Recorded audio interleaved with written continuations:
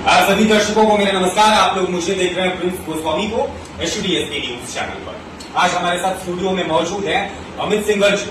अमित सिंघल जी आज हमको ये बताने वाले हैं कि मोदी जी एजुकेशन के ऊपर अभी क्या काम कर रहे हैं। भारत सरकार एजुकेशन के लिए क्या कर रही है, भारत के बच्चों के लिए क्या कर रही है, और भारत के बच्चों के लिए नहीं, भारत के स्टूडेंट्स के लिए नहीं, जो यूएई में, दुबई में भारतीय मूल के लोग जो रह रहे हैं उनके लिए भी मोदी सरकार बहुत अच्छा कर रही है।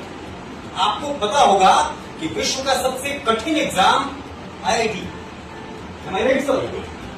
आईआईटी कैंपस जो है, दिल्ली आईआईटी का एक कैंपस अब यूएई में भी खुल चुका है और उसका फायदा भोली सागर जी, अमित सिंघल जी के सुपुत्र को मिला है। अब ये हमको बताएंगे कि मोदी जी की कार्यशैली, मोदी जी की नीतियां इनके लिए कितनी लाभदायक है। चलिए पहले एक विषय आपके सामने रखना चाहूंगा।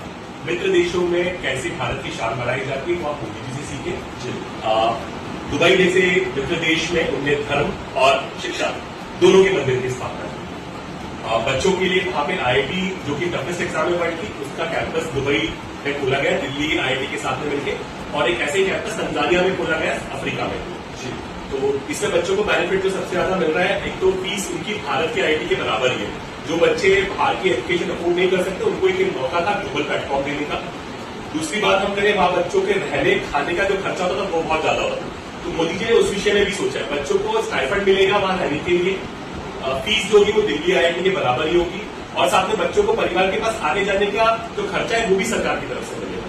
तो बहुत सारी ऐसी सुविधाएं। इसके अलावा अगर कोई वॉर सिचुएशन किसी कंट्री में प्रोड्यूस हो जाती है, आजकल जो समय चल रहा है उसके हिसाब से, तो वो बच्चा अपनी पढ़ाई को दिल्ली आईआईटी में आके या फिर जो आईआईटी बाहर कैंपस डाल रहा है उसमें आके उस चीज को पूरी कर सकते हैं। तो मैं मोदी जी को और उनकी सरकार को धन्यवाद देना चाहूंगा कि देश हित में और बच्चों के हित में आपने ये कार्य किया।